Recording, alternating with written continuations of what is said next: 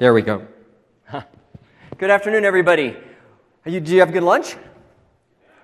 All right, welcome from Hawaii. Welcome to the SharePoint conference, and I hope you've had a great event so far. I know I certainly enjoyed the keynote and Bill Baer's session earlier this morning. And I'd like to welcome you to this afternoon's session, which is Deployment Wizard, SharePoint 2013 installation tips, tricks, and scripts. My name is Dan Holm, and for those of you who don't know me yet, I'm an MVP in SharePoint Server. I have been for about 6 years, and prior to that was an MVP in Active Directory, Directory Services. I work for my own company, Intellium, and we are a boutique training and consulting firm serving mostly large Fortune caliber organizations.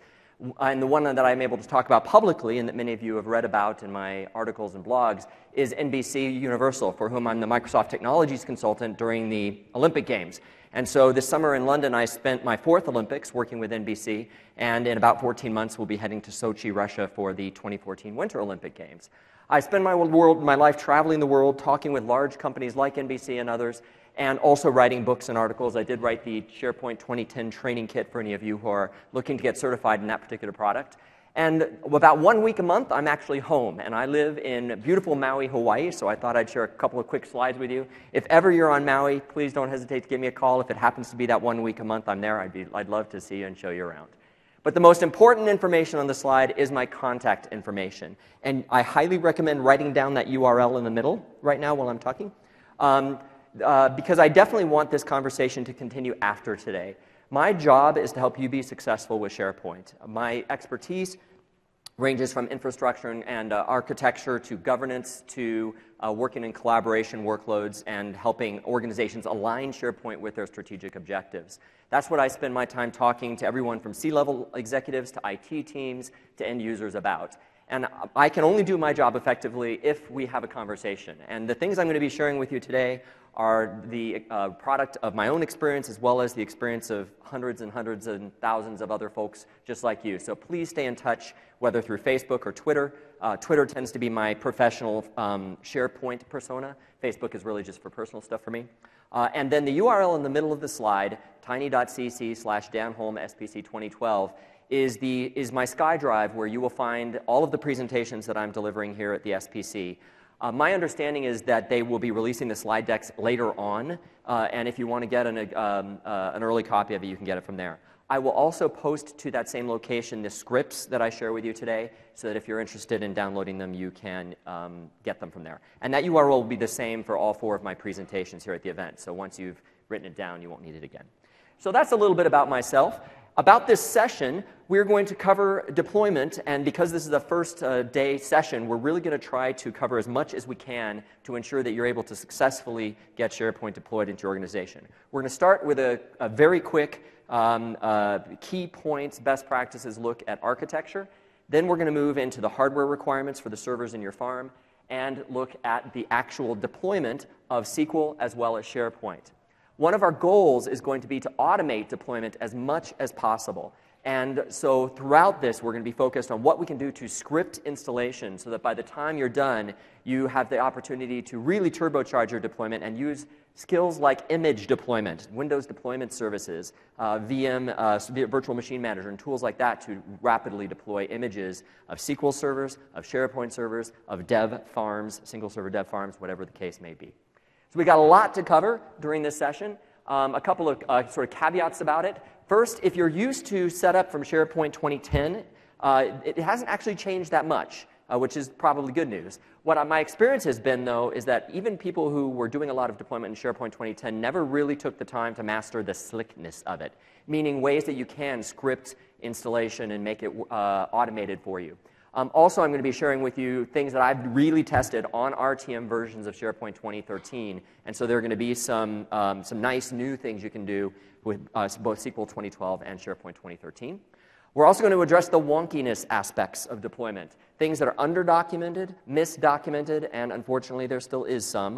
This has just been a released product, and so some of what's on TechNet isn't necessarily 100% accurate. Conflicting documentation. And things that are simply not working, so that you have some heads up for things that won't work for you, as far as I can tell. We're going to be doing some demos, but because deployment is one of those things that you just sit and wait for the machine to go forever, I'm going to do what I call pseudo demos, and so that we can click through things quickly. The demos I'm doing were all created based on SharePoint 2013 running on Windows Server 2008 R2, simply because there were too many moving parts with the release of Server 212 and the release of SharePoint 2013 for me to build it all. But it is SharePoint 2013 on Windows Server 2008 R2. And so that's the way we're going to approach this session. So let's dive right in and start talking about architecture. Now, on Thursday, I've got a session called Architecting for Governance, and that is really about how you manage the service of SharePoint, how you create a logical architecture as well as a physical architecture to deliver what the business needs. Today, we're going to look at architecture from a purely sort of hardware standpoint. And we'll start by taking a look at one of the diagrams that's available for you on TechNet. Now, how many of you have seen this diagram already? Oh, wow. Good, good, good. How many of you like it? Oh, okay. Good. Then I wasn't sure. My next point will go over well then, which is I'm not a huge fan of this particular poster. I love the people who put these things together, but this one, my experience has been, tries to be too much to too many people. It tries to be both conceptual and prescriptive, and by doing that, it tends to fail. So we're going to break architecture down into the really core elements that will allow you to decide which of these topologies, and the ones that aren't on this poster, more importantly, are right for you. So first, there are the server roles, and this is something that most of you are familiar with. SharePoint is an N-tier application. There are web servers that host the websites that your users access, and you can even dedicate servers for crawling if you want to as you scale out. Behind that, there is the application server tier that runs your service applications, most importantly in 2013, your query and index service, as well as other search components and other service applications. And then there's the database tier, which of course is running SQL and hosts databases from content databases and search databases, configuration databases, etc. Now, you have the possibility in 2013, just as you did with 2010, to put all of those elements on a single server. So as the the picture suggests, we have our database, our applications, and our web all on one server. Obviously, that's going to have some constraints on performance. You can throw, 48 gigs of RAM and 15 SSDs at it, and it's still going to be fairly constrained on performance. And of course, there's no fault tolerance in this model, but it is supported and it's encouraged for things like deployment, evaluation, and for even very limited production deployments. And Microsoft's documentation at this point suggests a limited deployment would be around 100 users. So if you have a remote office that needs local team sites, for example, for that branch office, this might actually work for you. But you're definitely sacrificing both performance and, most importantly, fault tolerance. So now we move into addressing those kinds of issues of scalability, as well as fault tolerance or redundancy, however you want to think about it. What do we do to provide a scalable and fault-tolerant environment? So we start by looking at what the minimum fault-tolerant farm would be. And that is very simple. The idea is you have two of everything, right? You have two SharePoint servers. Those SharePoint servers are both web servers, so all of your sites are hosted and available on each, and they're load balanced. And then all of your service applications and service instances are running on both servers as well, and Service Central Administration is running on both. Just as in SharePoint 2010, almost everything can be made redundant with this simple design in SharePoint 2013. There's only a few components that aren't truly redundant in this design. So this will work. And in fact, at the Olympics this summer, for NBC, this is what we had. We had two front-end servers that were running everything. And from a scalability perspective, Microsoft suggests you can have up to 10,000 users being supported on a single SharePoint server. And so in our case, we had 5,000. That was plenty. Now, of course, you also have to have your SQL tier redundant as well. And there's several options for that. Clustering, SQL clustering. Mirroring, which of course was around in SharePoint 2010 with SQL 2008 as well. And then, of course, the new always-on availability groups that are available with SQL Server 2012. So with one of those things, you have a redundant tier on the back end as well. So this would be your minimal fault-tolerant farm. The poster suggests that you have to have two application servers. And yes, that's better for performance, but it's not the minimal fault-tolerance farm. Now, from there, you start scaling out to additional servers in order to achieve your fault tolerance and availability, redundancy, and scalability goals. So this diagram shows all of the tiers, including the load balancer, which is an important piece of the picture here. And these are the elements we have to work with. The load balancer And just a side note, in case you haven't heard it in one of the earlier sessions, it's no longer necessary to configure session stickiness in your load balancers with SharePoint 2013 because the new distributed cache caches your federated logon tokens. So it's probably not going to be necessary for you to configure stickiness. Then there's request management, which Bill covered in his session, which allows you to manage the routing of requests based on health and other types of rules. It does not replace your load balancer. It enhances the capabilities of your load balancer.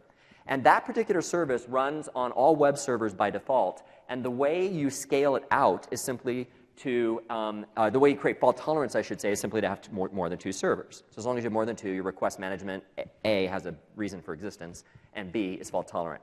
To scale this particular level of your service, you can actually create a dedicated request management farm that services more than one SharePoint farm. So that's a possibility for extremely scaled environments. Behind the request management comes the web tier, the websites themselves. And in that tier, again, 100 users on a single server limited deployment, 10,000 users per web server if you have 3 tiers. And to have redundancy, you simply have 2 or more web servers. All of your SharePoint web applications will be hosted on every web server by default. And then you can use your load balancer and routing to route requests to specific web servers. To scale, just keep adding more servers. So that tier is real simple. You have 2, you have fault tolerance. More than that, you're starting to scale out. The distributed cache, which I mentioned a little bit earlier, and you've certainly heard about by this point in the event, is a new service in SharePoint 2013. It runs on all SharePoint servers by default, and it creates a cache that allows both the logon tokens to be cached across all servers so that you're not, again, don't need stickiness on your load balancer. And it also caches social activity so that when you're looking at your activity feeds, your news feeds and such, it's pulling it from the distributed cache. And based on how much memory you give to the dedicated cache and how active your environment is, that's how much time you'll have from your activity feeds. So to scale this out, you can actually create dedicated servers that are doing only the distributed cache. Or you can move the distributed cache onto application servers. So you can actually take this from its default, which is it runs on all servers, to running on specific servers to scale it out. Now, the redundancy story is a little bit more complicated with the distributed cache because it is distributed. And technically, if one of those servers fails, the timer job has to kick in to repopulate the cache across all the servers because they don't all maintain, it's not like they're replicas. They are truly a distributed cache of resources. And if you're going to take a server offline, you want to do it properly so that before it goes offline, the contents of its distributed cache get moved over to active servers. So the redundancy story is actually a little bit complicated on the distributed cache. Your data doesn't get lost, but it might take some time to repopulate.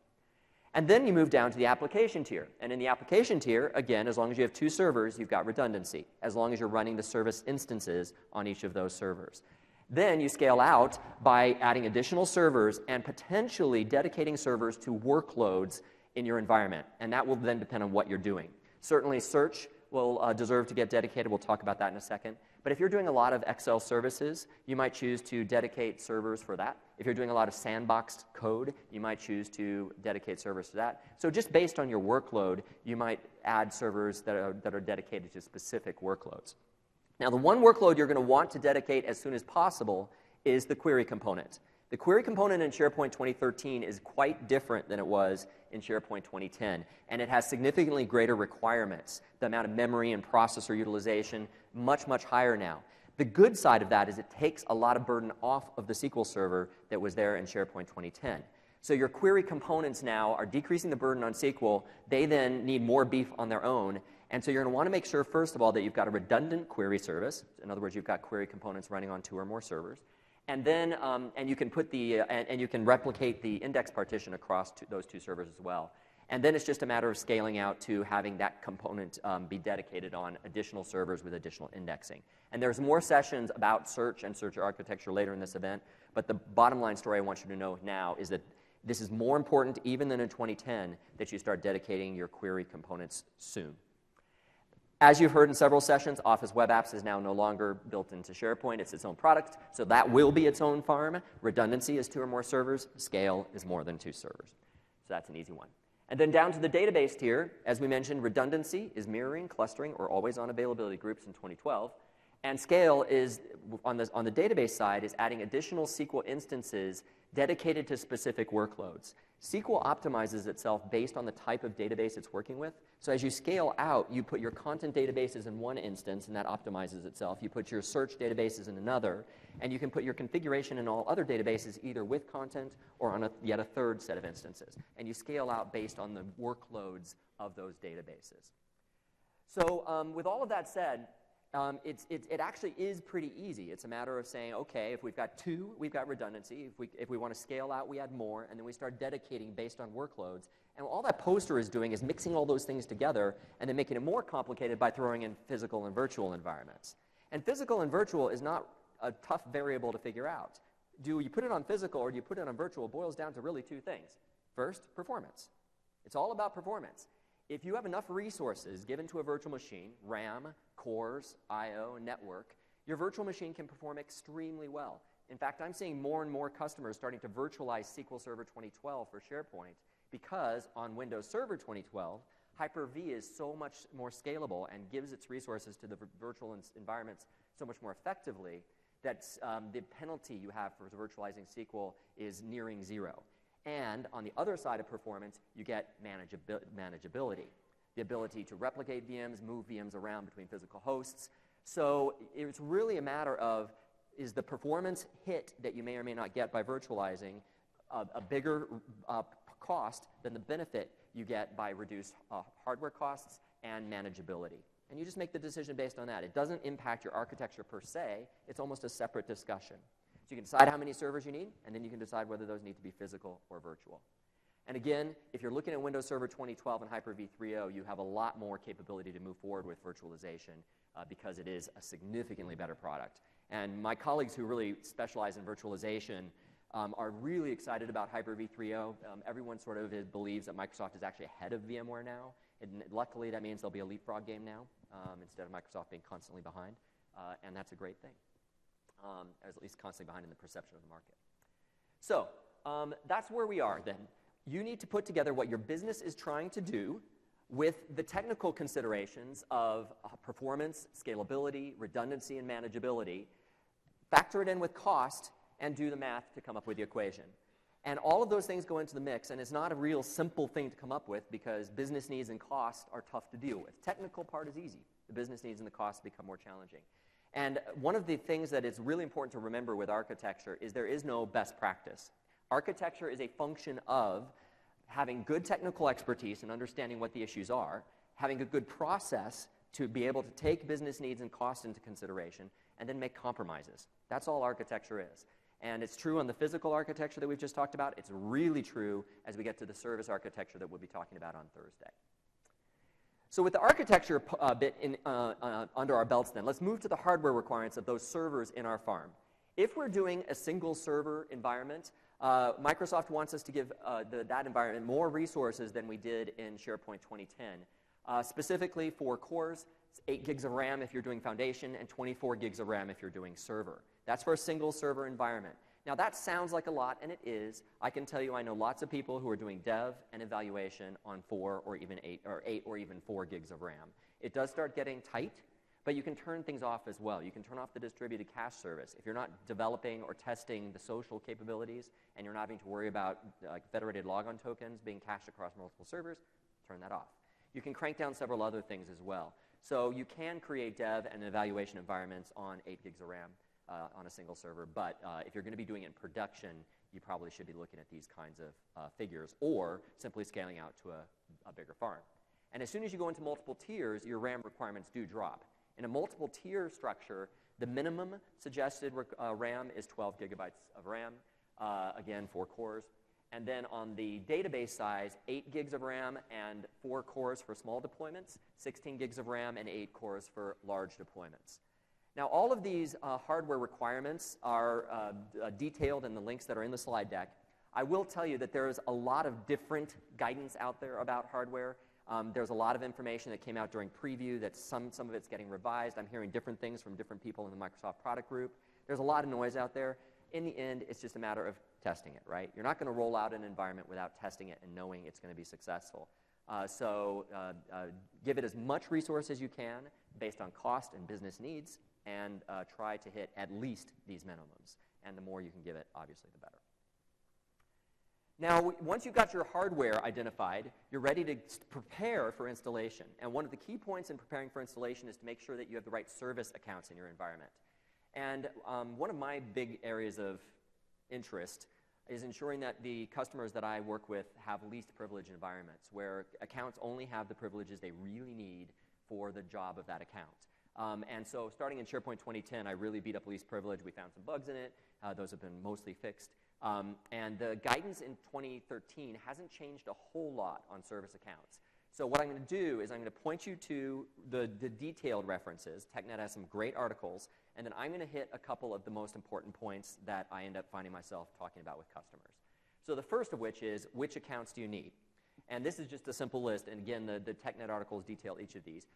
If you're deploying SQL for SharePoint, and you're going to do it on on a cluster, you're going to need an account for that SQL service. And we'll come back and talk about this one later. You're going to need an account for the SQL administrator, and we'll talk about that one later as well. The SharePoint administrator, the farm account, which is your SharePoint service account, separate accounts for your app pools, and I highly recommend having one account for your web apps and one for your service apps to create a security boundary between them. And then each additional app pool you create, you generally will want to create an account for. And last but not least, crawling and user profile synchronization. So this list is actually identical to what it was in SharePoint 2013. These are the key, 2010. These are the key accounts. The ones I want to hit first are the SP admin account. Microsoft calls this the SharePoint setup user account. I like to call it the SharePoint administrator and setup user account, because what this account is meant to do is to be used by an administrator, a human being, to perform bit-level changes to the farm. That means installing SharePoint, adding products, adding language packs, adding updates and patches, and doing the very, very initial PS config. So this is used for performing bit-level changes in your environment. This account needs to be a unique, generic account, not your user account. And the reason is that the account that's used for this gets tattooed into all kinds of places. It gets DBO rights in certain places in SQL. It gets permissions to registry keys and file shares. And if you then get promoted out and your company really wants to clean up the environment for the next administrator who's coming in, that's going to be a lot of work. The bits are not owned by me as an administrator. The bits are owned by my enterprise. And that's what this represents, is that the enterprise owns the bits. So I'm logging on with an account that represents the enterprise's ownership of the bits. I do the bit level changes, and then as soon as I'm done with those bit level changes, and I've setup is finished, I add my administrative account into farm administrators and everywhere else it needs to be. That's basically the enterprise delegating to me what I need to get my job done as an administrator. And from that point forward, I'm logging on as my administrative account until it comes time to add a patch, a service pack, a cumulative update, et cetera, a bit level change back to SP admin. So this is an important thing to do, and this isn't just true for SharePoint, it's true for SQL and Exchange, and any service you're deploying. You want to try and have an account that represents the enterprise, not you. And last but not least, this account can be locked down when you're not making those changes. So if your Active Directory team is concerned about security, they can disable this until the moment you need to actually install a patch or an update. That's totally fine. Another account that I think is important to consider is what I call the Uber admin account, the SharePoint Enterprise Administrator. And I wish this wasn't necessary, but it is. This is the forget least privilege account. Because unfortunately, there are certain things where least privilege isn't possible in a large, and you see this particularly in larger environments where a SQL team is separate than the SharePoint team. And when you, for example, go to install a patch or an upgrade, an update, you need to be able to make changes to the database that you can't make as simply SP admin. You need to have an account that can be an administrator both on the SQL side and on the SharePoint side. And so this account can be used in those rare situations where something needs to be done that requires significant rights in both the SQL and the SharePoint environments. One of the other places this account is necessary is if you're doing a really good job of least privilege, is in delegating your first administrators the ability to use PowerShell to administer SharePoint. You have to use that add SP shell commandlet. That has to be done with super high-level credentials that have permissions both on the SharePoint servers in the farm as well as on the SQL databases in the farm. So to get that sort of Uber-level permission, you need to create this account. It can be disabled until you need it, but it's good to have in your back pocket. And last but not least, with all of these accounts, you're going to have multiple farms, I hope. at least a dev, a test, and a production farm. And in those farms, each farm needs its own set of accounts. And there's several reasons for that, including least privilege, because you might need to be playing with permissions in your test environment that you don't want to be taking effect in your production environment. Monitoring and auditing. If I'm looking at an event log and I see one account that might be doing something on 3 different farms, I don't know where that account is causing problems. If I see it's the spfarm_test account, I know that that's in my test farm, and that's the account I need to be looking at. And last but not least, automatic password management. SharePoint 2010 introduced managed service accounts, which basically enables SharePoint to change the password on your service accounts automatically so you don't have to. That's a great, great feature, but it's farm specific. So you need to have a separate set of accounts for each farm. Otherwise, when one farm changes the passwords, the other farms won't know about the change, and they'll break. So you need to consider the fact that each farm is going to need its own set of accounts in your naming conventions and figure out what kinds of names you're going to use to represent the different farms in your environment. And I can tell you, when you go to your Active Directory team and say, here's the list of 25 accounts I need for SharePoint, there might be a little debate that comes up. And I'm in this debate. I'm in the center of this debate all the time because of my Active Directory background. So I give you 2 pieces of advice. One is, if your Active Directory team barks at you, just say, OK, just give me a domain admin account. Because that is the option. It's either least privilege or it's not. You can have one domain admin account, and everything will work beautifully running as that account. Every developer I know uses one of those accounts. Or, if that doesn't work, have them email me, because chances are they've heard of me if they're in Active Directory, and I'll say, dudes, make those accounts. It's stupid. You have to have those accounts. So it is a debate you're likely to have, but the answer is either they do their job and create a least privilege environment, or they give you an Uber account. Either way. Now we're ready to actually get the bits going. And the first machine we're going to deploy is SQL. So in the SQL space, we are going to get the SQL Server ready.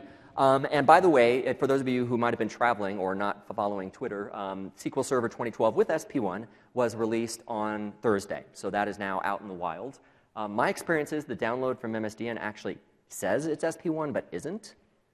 So watch out for that. But the ones that you can download from the downloads page on Microsoft's site, the normal public downloads page, seem to be correct.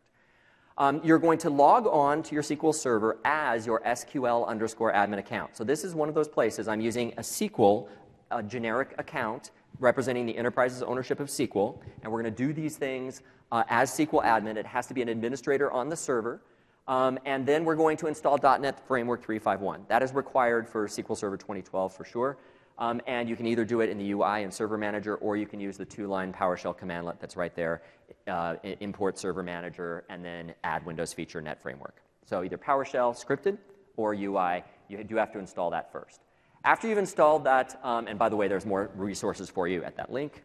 After you've done that, you're ready to run setup.exe. This is one of those things that takes a while, so I'm hopefully going to be able to jump in mid-demo here.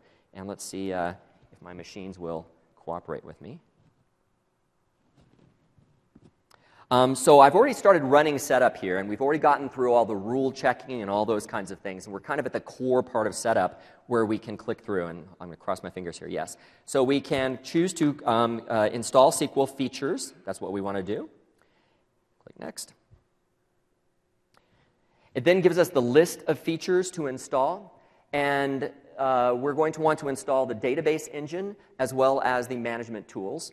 Now, there's, depending on the workload, you might have additional features that you want to install. Certainly access services, business intelligence, they all require additional features. Now, what's going on here? My machines may not work with me today. For anyone who's been following me, you know I've been having absolutely tech hell for the last 3 weeks. So this is not a surprise. Yeah, exactly. It's Adobe's fault. All right, we're not going to do that one. We'll keep going. So you might have, these are the features you need to check in the little tree, and you might have additional features you need to install based on the workloads you're installing. And by the way, one of the resources I personally am looking for, I'm looking for a really good matrix of if you're using this feature, these are the SQL features you need, by someone who's really tested it. Because what I find is people over-install SQL, and I'd really love to see that matrix. So if any of you have it, please shoot it to me. And then you're ready, to, after that step, to assign the SQL service accounts. This is one I really would have liked to show you. This is new in SQL 2012. In SQL 2012, you now have the ability to create a truly least privilege SQL installation. And the deal is that when you're doing a single server installation of SQL, you no longer need to use a domain account for your agent and your SQL database engine. Instead, it's got this new thing called virtual accounts, which is almost like network service and local service and those kinds of accounts, but it's a new special thing. And it's the default. So when you see those, don't be surprised. If you're doing a single server installation of SQL, that is the least privileged choice.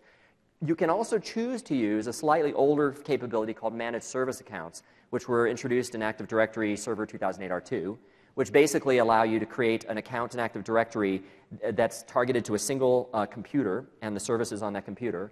And then Active Directory is able to, the computer is able to update that account's passwords automatically so that it's like a service account with an automatic changing password. And that's possible as well on a single server.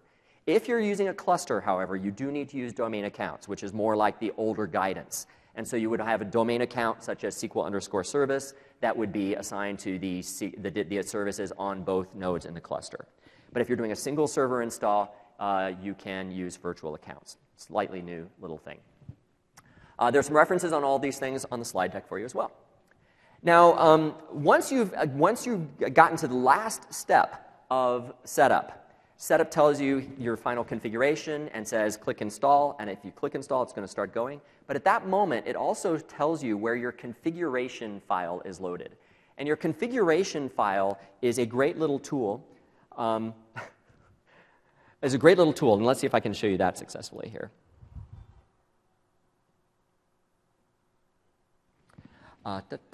So let's see. It is under SQL. I'm sure you all can read that, right? Let's see.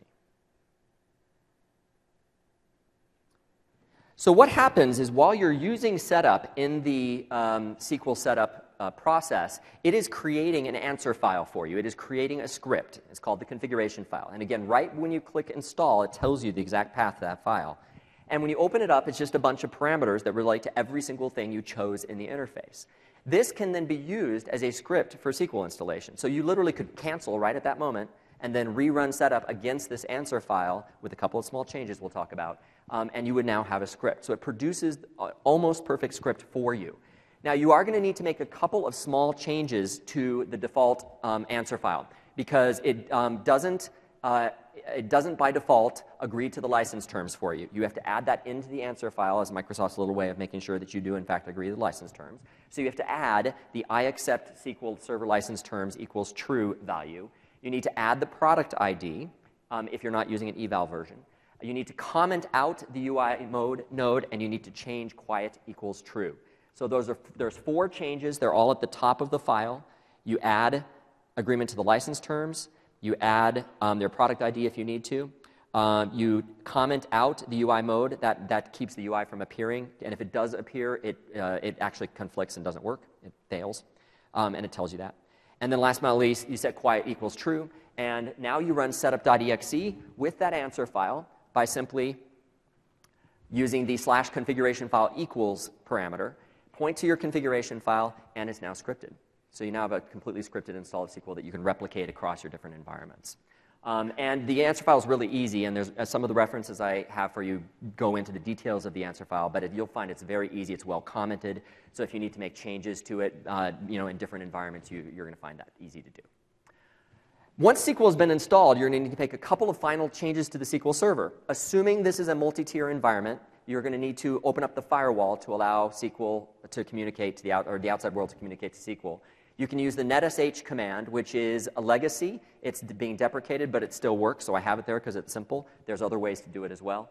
There's a link in TechNet that tells you how to change it to a different port, and I open up that port as well. But it's so simple as using the netsh firewall command to open up port 1433 so the world can get into SQL. That's the only networking level change you need to make.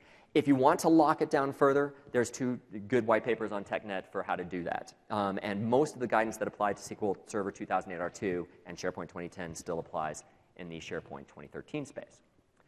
Now, one little but very important note. This is one that if you don't watch, it's going to bonk you. So little thing here, it's called max degree of parallelism. This is something that SharePoint 2013 now requires, and it's not on by default. So you will be halfway through the installation of SharePoint, and it will give you this archaic, weird message about MDOP, and you need to know what it is. So MDOP, maximum degree of parallelism, is actually about how much resources get dedicated to SQL, particularly during queries. The default in SQL, 2008 R2 and 2012, is 0. Unfortunately, in SharePoint 2010, you should have set it to 1. It was actually a best practice. It was recommended. It was buried in all the white papers. I'm sure you missed the one-liner. But if you haven't set this to 1 in your current environment, go do it. It will help. It will improve performance. In SharePoint 2013, it's required, and setup will fail. The PS-config, the products configuration wizard, will fail if you don't have this set up correctly. So you do need to turn this on. And you can do it in the UI. The resources I have linked for you tell you how to do it in the UI, or you can use a PowerShell script. And this script shows you how to do it. The key is you're building a SQL query. The SQL query is setting max degree of parallelism to 1. And if you're doing it on anything other than the default instance, you include that parameter. And you just pull up PowerShell on your SQL Server, because your SQL Server has the SQL Server module for PowerShell, and you run that script, and it will work. There's no tweaks necessary. And this is one of the scripts that I'll put in the SkyDrive for you. Last but not least, you need to get ready to install SharePoint. On the SQL Server, you need to delegate the login for the SP admin account. And this is exactly the same as it was in 2012, or sorry, in 2010.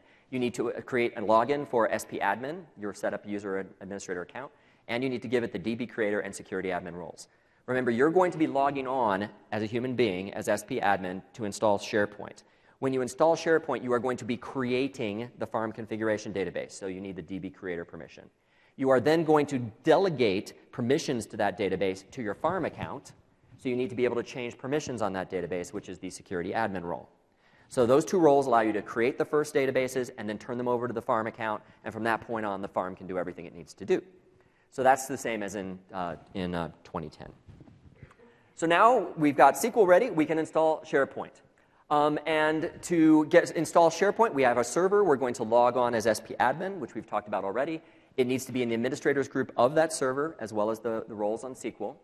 And then installing SharePoint is the same 4 broad steps it was in 2010. You're going to install the prerequisites. You're then going to install the binaries, which means installing all the services and bits of SharePoint, but not turning anything on. You're then going to configure SharePoint, meaning turning everything on and telling that server to be part of a farm or to create a new farm. And last but not least, you're going to configure the farm itself, all of the service applications. And each of these things can be automated using slightly different processes. So we're going to see how to automate every single one of these things, starting with the SharePoint prerequisites. So as in 2010, you have to get a whole bunch of things onto the machine before you can install SharePoint 2013. This is the list.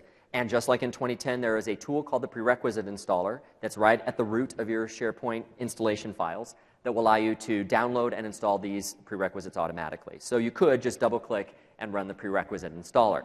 So we're going to do a quick little what I call pseudo demo here, which is, again, save us a little bit of time. So let's click through this here. So if you are installing SharePoint, the splash screen appears, and then you click Install Software Prerequisites. It has to run as administrator, so it prompts you for elevation. The prerequisite installer appears, tells you what it's going to install. You click Next. You agree to the license terms. Click Next. And then it goes through the process. And this is what takes a lot of time. So we're going to pretend like we just blasted through time, and we're done. That's what we're looking for.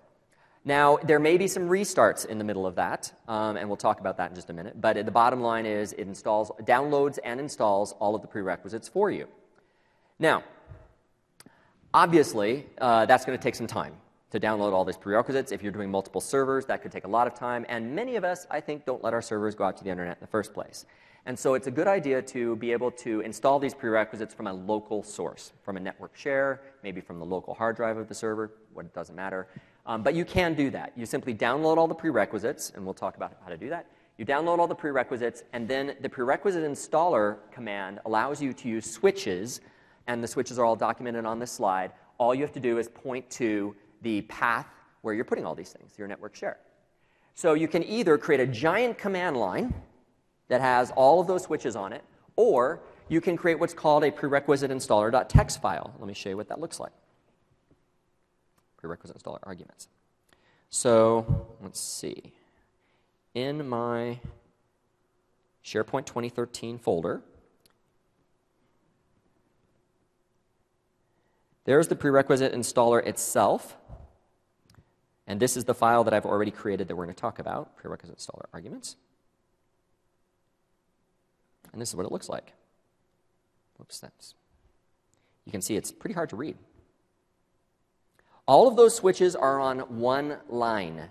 No line breaks. It will actually, the prerequisite installer will barf at you if you put any line breaks in. It's one line, but we're seeing it with word wrap on. And in there is every single prerequisite that was on the slide, which the only thing that's different is that the path is filled into the path in my world. So this is the file. To make your life easier, I've created a generic version of this file that I will put in the SkyDrive. All you need to do is search and replace for bracket path with your file share, and that will work for you because all of us need the same prerequisites. So I'll put that up there for you. And then the only other trick is what you name this file. After you create it, when you go to save, you actually have to call it prerequisite installer.arguments.txt. So let me zoom in so you can see this here. It actually takes two extensions, which is a little bit funky, but that's what it does. And it has to be in the exact same folder as prerequisite installer.exe. So if this file is there, if it's in this, if it has the right name, and if it's got all the switches, you now have a completely unattended installation of the prerequisites. And again, this little bit hasn't changed since 2010. It's just different prerequisites. So as it mentions at the bottom of the slide, all switches are in one line. The file has two extensions, and it has to be in the same folder. And if you need any more details, it's on TechNet. However, this particular article does have some errors in it, so if you see anything different in it than what I have, use what's in my slides. It's not big differences, but there are a couple of little ones. You might go, well, Dan said this. Dan's tested it. It works. Now, there's some problems. Now, there's an asterisk here because I'm going to say I've run into some problems, and I'm going to share with you my experience. If any of you have had different experiences, please catch me after the session and let me know. And if any of you have answers to these problems, please catch me after the session and let me know, and I'll put what I find out in the SkyDrive for everybody. But there are two problems, one of which is well documented on TechNet if you go through it, which is a buggy restart of the prerequisite installer. If your prerequisite installer requires your system to restart, it will tell you, it will come up with a little window here that says you need to restart. Don't click Finish. Because if you do, it restarts with a switch that doesn't actually work, and the next time it restarts, it ignores your answer file locations, and it goes to the internet and starts downloading whatever's left. So you need to click Cancel, and then you go into your program data folder, and you will see the startup task, and you have to delete that. So the steps are here on the slide. You click Cancel, you go into that path, you delete the startup task, and then you restart the machine and run prerequisite installer manually. Just double-click it, and it will see your answer file and continue on wherever it left off. So it's good at picking up where it left off. The problem is, the bug is that when it does that, it starts going out to the internet again in the default behavior. So you do need to watch for that. The other big bug that I've discovered, and this is one that I'd be very interested after the session to find out if anyone's fixed, is the WCF data services prerequisite, which is one of the prerequisites, doesn't actually work in a disconnected environment. The whole point of this scenario, in my head, is to allow us to have servers that don't talk to the internet. Unfortunately, this particular prerequisite, even if you just download it from Microsoft's site on a USB key, go over to your server, plug it in, and double-click, it fails because the certificate is bad, and it doesn't recognize it as a signed publisher, and your server will bark at you and won't let you install it. And so if your server's not connected to the internet, your prerequisite installer will just hang, and it will never finish. So, unfortunately, my guidance to you right now is at least during the installation of this particular prerequisite, you do have to have your server connected to the internet. And if anyone has a better solution for me, I would love to hear it because I have a lot of military clients who don't connect any servers to the internet at all. So I'd love to know how to fix that. Last but not least, the prerequisite installer installs all of your prerequisites except for the prerequisites that it doesn't install. There are 3 additional prerequisites that you have to install manually. They're listed here, and in the slide, these are actually links to the prerequisites. You can download them. Unfortunately, some of these are those really hairy hot fixes where you have to put in your email address, and it sends you a code, and you have to download it and unzip it. Ugh. But that's the way it is. There's 3 hot fixes that have to be installed, and you have to do it after you install the prerequisites. At one of my customers, I made the mistake of scripting this before the prerequisite installer, baking it into the image, and then we realized that these hotfixes apply to the things that the prerequisite installer is installing, so it failed. So these have to be done after the prerequisite installer. And you can automate this with the little script that I have on the slide for you. So assuming you've put them somewhere in the same location as the script, you can run this script against them and it will automate the installation. And then ideally, you should restart the computer. I have that commented out in the script, but you should restart the computer. It would be nice if the prerequisite installer actually installed all of your prerequisites. I think we all would love that. It just doesn't work. Microsoft had obviously a lot of other big priorities in this particular release of SharePoint. So hopefully this will, hopefully the prerequisite installation story will improve over time. Last but not least, there's disabling loopback. And this is something that everyone with SharePoint has dealt with. There's an explanation on TechNet, and I have a script here for how to do it. The bottom line is if you don't do this, you will not be able to, for example, log on to your SharePoint server and get to sites on the same server. You also search crawls will start to have problems. So if you're not familiar with this issue, check it out on TechNet and read up on it. But there is a script there for how to poke that registry entry in for you. So once the prerequisites are installed, you're ready to now run setup.exe with SharePoint. And so let's click through and see what that would look like in the UI. So in the UI, we double-click setup.exe. Again, it has to run with elevated credentials, and we have to enter our product key and click Continue. Have to agree to the license agreement always.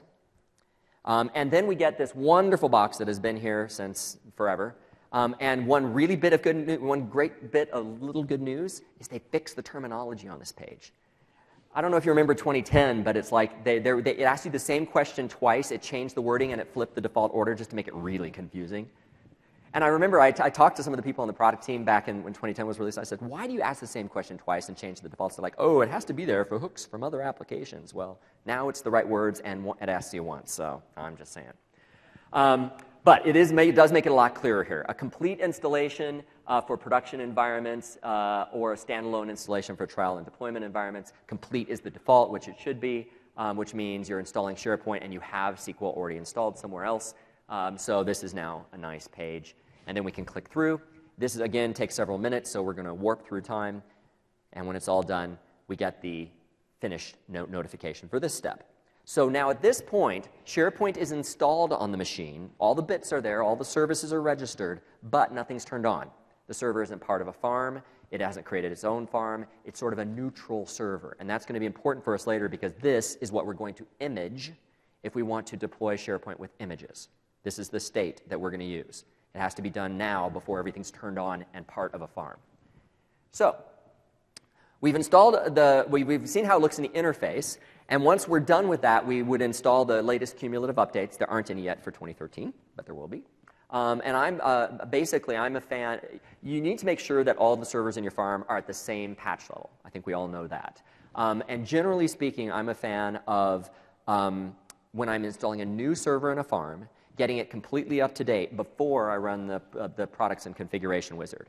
Because if you add a patch, you have to run the products configuration wizard again anyway. So you install everything up front. You only have to run the products configuration wizard one time. Just saves a little bit of step. So assuming that you want to get the server up to the same patch level as all of the existing servers in your farm, you install the latest cumulative updates once they're there. Now this script is different. Each of these phases uses a slightly different way of scripting itself. In this case, we are going to use config.xml. So let's jump back to our machine and take a look at what this looks like. Microsoft is nice enough to give us a directory on the SharePoint distribution called Files. And in that, there is a subdirectory for 6 different types of installation. Let me re-zoom in on that. We have a normal installation, which would prompt us for everything we need to know. We've got a farm configuration. And the difference here is this is going to be our standalone. And this is going to be where we have a multiple-tier farm with SQL somewhere else. And we have the same option there with a silent mode option. Then we have the upgrade options.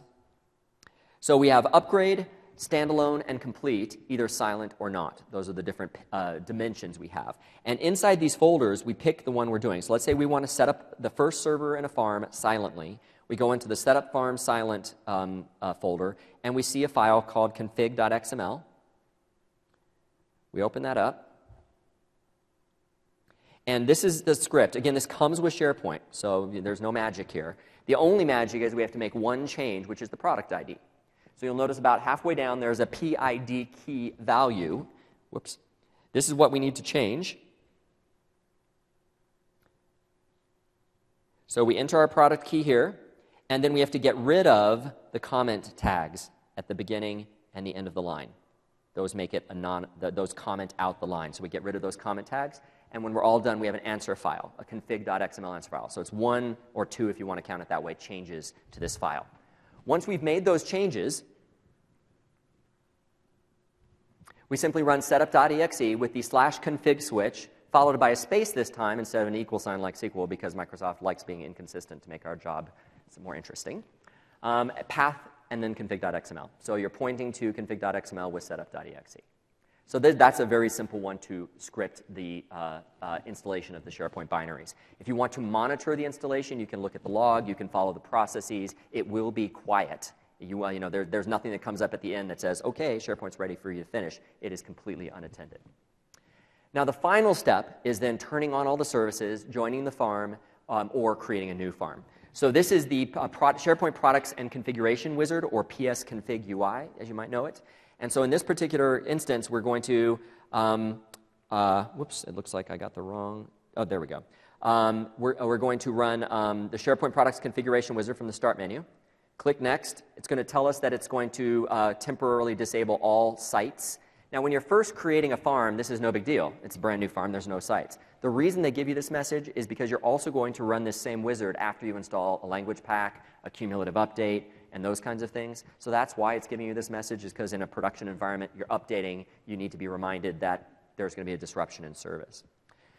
We get to choose whether we connect to a new farm or an existing farm. We're going to create a new farm. By the way, does everyone recognize this from 2010? This has changed exactly 0. I think they ran out of interns to change the branding on things this summer. It's interesting, this is the one thing that looks exactly the same as it always did. Even the terminology is the same. Nothing's changed. So in here, we put our database server. Now, the database server name, I highly recommend making a SQL alias. And we'll talk about this tomorrow when Jeremy and I do our SharePoint Demystified session. It's a fake name for your SQL server, which allows you to then move SQL around to different places without having to change all the names that SharePoint thinks of. So we'll talk about this tomorrow, but a SQL alias is a best practice. And then we put in our farm username and farm password. Now, this account in this particular UI, and many of you would know this already, but this is your opportunity as a human administrator of SharePoint to delegate to the farm the ability to work with the databases in SQL. So what this is really asking you for is your farm account. It says database access. It would be clearer if it just said your farm service account.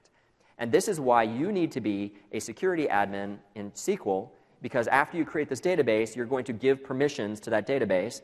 You're going to basically assign ownership, in fact, to the farm account so it can make all the changes it needs to make on a day-to-day basis.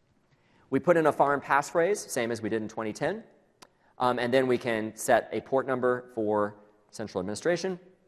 And we can choose to keep NTLM or go with Kerberos. My recommendation is keep NTLM when you're creating a new farm until you've got everything up and running. Because if Kerberos is broken, you don't want to have wasted an hour installing SharePoint and not be able to get to central administration. So start with NTLM, and then you can switch it later. All right, and with that then, we finished the wizard. About 12 minutes later or so, depending on your hardware, the configuration is successful, and that is the configuration step of installation. Now, this particular step is automated with PowerShell. So fourth step, fourth different way of doing things. And the script and the commandlets you're going to use to initialize your farm, to create the first server in the farm, are to create a new configuration database, initialize security, install all the features, and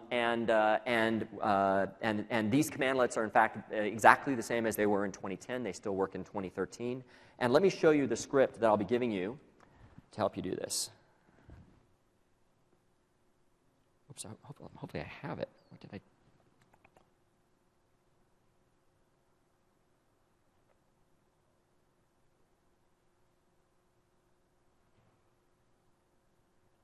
Let me see here.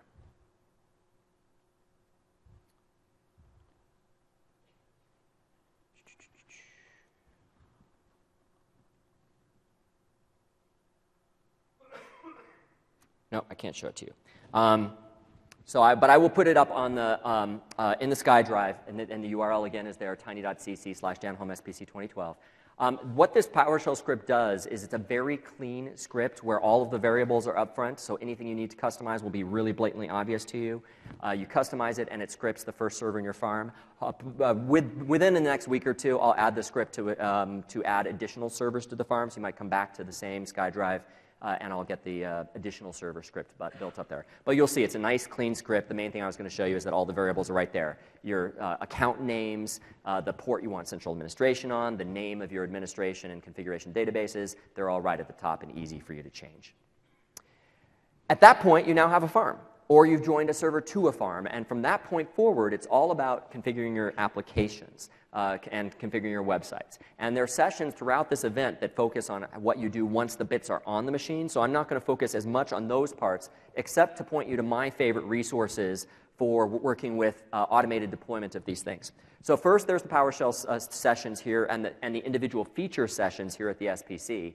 Then, among my favorite resources are Gary LaPointe's blog and Todd Clint's blog. They both do a lot of blogging about PowerShell.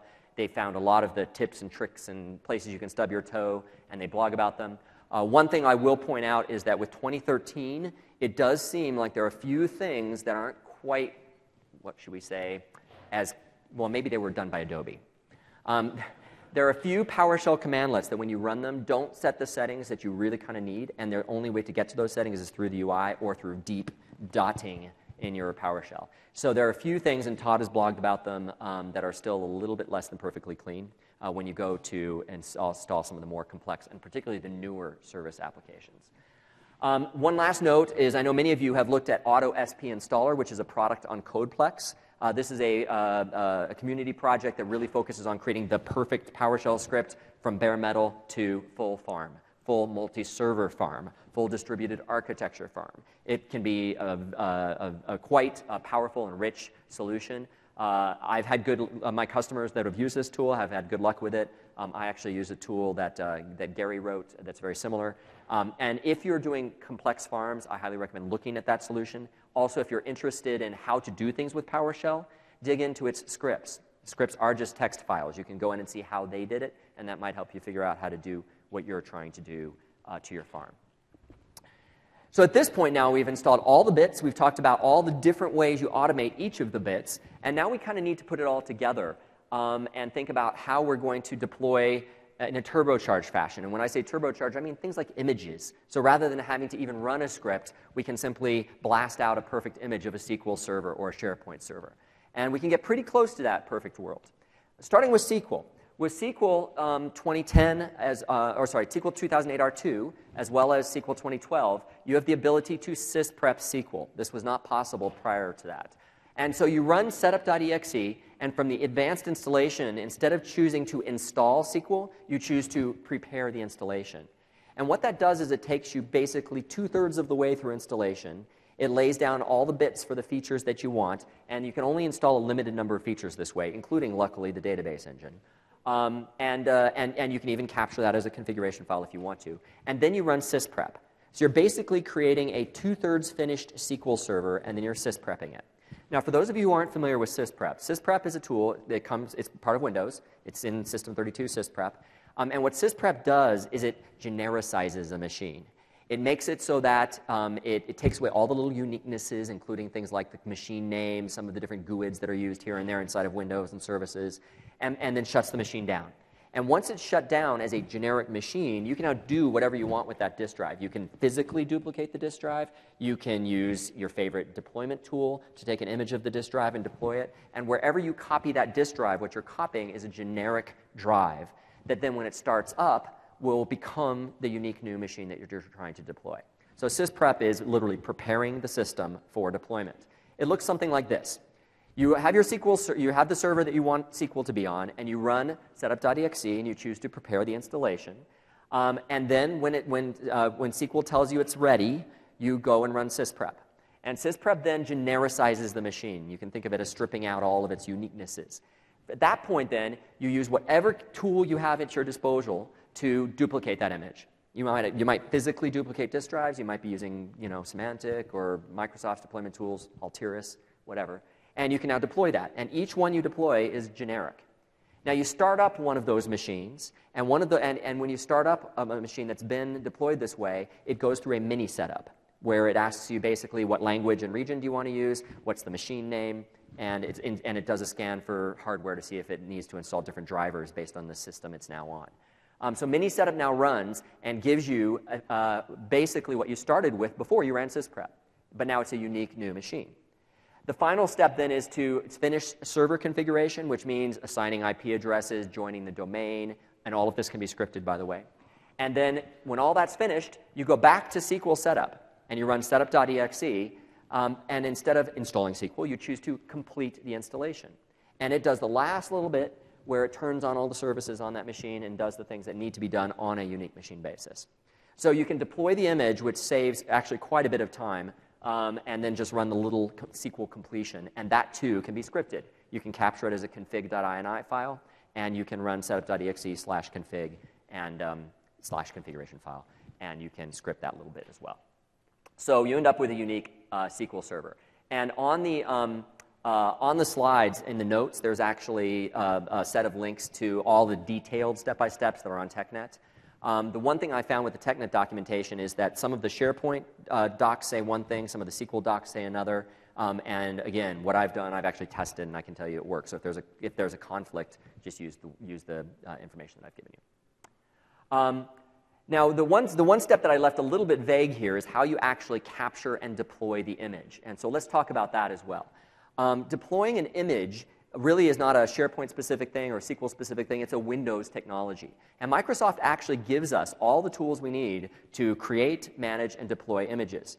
A lot of organizations that I work with still continue to pay big money for third-party tools that do image deployment when Microsoft's tools are actually really, really quite good. And they are also very rich and powerful. So there's 90-minute sessions at TechEd about how to use the Microsoft Deployment Toolkit and the Windows Assessment and Deployment Kit. So they're a complex set of tools, but it can be as simple as booting a machine. So you've got your perfect machine, and you've sysprepped it, and it's powered down. You boot it to a CD or a USB key that has what's called WinPE on it. WinPE is like a RAM-based version of Windows. So you're now running Windows in RAM. The disk drive is basically neutral. It's unlocked. And within WinPE, you run ImageX with the /capture switch. And ImageX/capture allows you to basically take an image of any volume you want, or any portion of that volume, take an image of the volume, and it saves it as an image, which is called a WIM, a Windows Image Format file. And that image then can be deployed either by using ImageX/apply onto another machine, or by loading it into what's called Windows Deployment Services. And again, Windows Deployment Services is its own technology as well, but Windows Deployment Services allows you to do this. You've got the perfect machine, you've built it, you've sysprepped it. So we're at that generic state. You capture the image, so you've now got this file that is exactly what that machine has on its disk drive.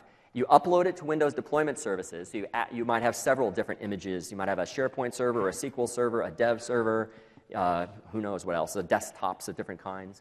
In Windows Deployment Services, it doesn't care what the images are. It's just they're images of sysprepped disks. And then on a remote machine, you can do something. So this is your new bare metal machine. You can do something like boot it and press F12. And F12 boots the network, discovers Windows Deployment Services through a process called Pixie Boot, and gives you the option of deploying an image down onto that machine. And it all can be done with F12. And you have all sorts of capabilities of managing what images can go to what machines and which users can request which images. So maybe your devs only have ability to choose the dev image. Your IT pros have the ability to choose different types of images. And then, again, once you start up that machine, it goes through mini setup, and you've got the perfect machine. So the deployment process uses a set of tools that might be worth learning about.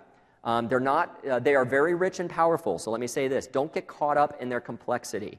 If you focus on what you're trying to do, which is capture an image and deploy it, you can sort of push away all the other noise that's around the tools, like assessing the computer for readiness. You know it's ready. You installed it already. You don't need to do user state migration. You don't need to do a whole bunch of driver installation, probably. So especially with servers, it's a much more consistent environment. So push away the noise, and these tools actually are pretty easy to figure out. And the tools you want to look at are the Windows Assessment and Deployment Kit, the ADK, which used to be called the WAKE, the Windows Automated Installation Kit. And I don't know if you guys know this, but there's a team in Building 37 at Microsoft. It's 13 people, and they're paid good money to change the name of things every version. So it's now the ADK. And then there's the Microsoft Deployment Toolkit, which is used to, so what the ADK does is really capturing and deploying images. What the MDT does is it allows you to script tasks that then can be poked into those images or used to create images. So, for example, remember I mentioned that after you deploy the image of the SQL server, you're going to have to join the domain, set the IP address, and then run SQL setup one more time to finish the installation. Those you would have to do manually. But the MDT allows you to script those. Because the MDT creates what's called a task sequence, and each task can be whatever you want, including all the different little scripts and PowerShell tricks that I've shown you throughout this session. So the MDT will allow you to sequence those and inject them into the image so that the first time the image boots up, it just automatically finishes those things for you. So the MDT is about, in our context, the MDT is really useful for adding tasks to and automating tasks to your image deployment. And last but not least, WDS. And WDS you can think of as the image deployment server. It's most commonly known for the fact that if it's up there and you boot a machine and press F12, your BIOS level will connect to your WDS server. It will kick out a process that will then give you a list of images you can choose from, and you're done. So those are the tools you want to learn about if you're interested in turbocharging the deployment. So with that, I'd like to say mahalo. Thank you guys very much for coming. If you've got questions, we'll do some Q&A since we've got a little bit of time left. Or you can certainly find me after this. I also want to give a huge shout out to a list of people who I never get to thank, who are a godsend to me. These are colleagues who I turn to answer questions. Many of them are speakers or here at this event. They're all amazing people. And when you get this deck, I highly recommend following these people on Twitter and Facebook. They're amazing, amazing people, and they all helped me out with my 4 presentations here today. I'll leave this up as the final slide here, but before I do that, just a quick reminder to please fill in your evaluations. They're very important to us as speakers. They're important to Microsoft, so we can continue to bring you good content. So please do fill in those evals. And if you've got any questions, go ahead and come up to the, if you're near the middle, come up to the mic. If not, just raise your hand. And if you need to head out, feel free to do that as well. First person was here at the mic. Oh, yeah, thank you very much. Thank you. I have a quick question. My sysadmin wants me to install SQL and SharePoint on Windows 2012 Core. Yep. SQL was not an issue, but for SharePoint I did not really find any documentation. Do you have any experience with that? Yeah, I haven't actually tried that yet, but my understanding is it's not possible to install SharePoint on Core. Okay. Does anyone know differently? No, won't work. Yeah, exactly, it won't work. So, sorry.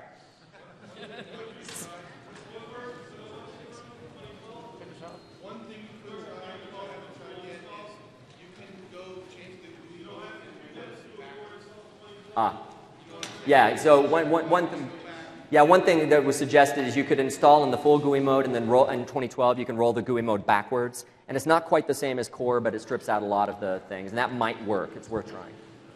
One last thing was the loopback check. Yes. It's better to whitelist than just turn it off. Yeah, exactly. Yeah, his point is on that disable loopback tip, what the script I gave you turns off loopback check entirely. That's not technically the best and most least privileged way to do it. And the TechNet article that I have the link to has all the details, which is why I said to read about it. But one note I'll make, on most of my installations, I turn off loopback check. And the reason is we have so many other ways of watching for intrusion and monitoring and dealing with IP traffic that dealing with that, having to change the registry every time we add a SharePoint web application just is not worth it from a security perspective. But from a technically purist security perspective, absolutely, you can whitelist your web apps in the registry as opposed to turning off a loopback check altogether. That's right. And just so you guys know, if you ever have a technical problem, on Twitter, pound loopback check, and you can blame everything on that. So he's saying if you have any problems, just look at Twitter and do pound loopback check. It's kind of like pound Adobe's fault. Regarding the offline installation with the certificate issue? Yes. Have you tried turning off the certificate checking? Because I know there's a machine config entry. Ooh, that's a good idea. Yeah, I haven't found a place to download that in Windows Server. It went through Vista or Windows XP, but then the root certificate updates. I tried that. If you've got a link, send it to me, because I searched all over for that specific update and I couldn't get it. Yeah. Yeah. Try turning that off and see if that works. That's a good idea too. I'll try that. Thanks. Regarding service accounts, can you offer any guidance on the unattended service account? And when you say unattended, what do you mean? The account that when you do InfoPath, Visio, it says the unattended service account. Oh, for like the secure store types of things? Correct. Yeah. Yeah, I mean, it's a domain user account that doesn't... you just use any account? Yeah, because it's getting permissions within your SharePoint environment and then obviously to any backend data sources, but it doesn't need any privileges So beyond it's what just SharePoint least is. privilege, just domain account. Okay, Yep, cool. that's an Thanks. easy one. Thanks. Great session. Thank you. Other questions, comments, thoughts? Yes. Yes. His question is, central administration can be made redundant even on 2010, and there's blog posts up there about how to do that. Yep. Here? Yes. Are the cache accounts still needed? Yes, the cache accounts are still needed, and I took that out of this particular slide deck, but I believe the practice is exactly the same. Okay. I'd say that with about 80% certainty, not 100. All right, super. If you've got any other questions, feel free to come up and ask. I've got 3 other sessions this week, real quick. Tomorrow, the Demystified session is awesome. It's a grab bag of little things that you really need to know that are misdocumented, underdocumented, confusing, and would never get a full session of their own. So it's kind of like the real things you need to know now that you know what SharePoint can do. Bill did a great job of explaining that to us this morning. Now we'll help you figure out how it really works.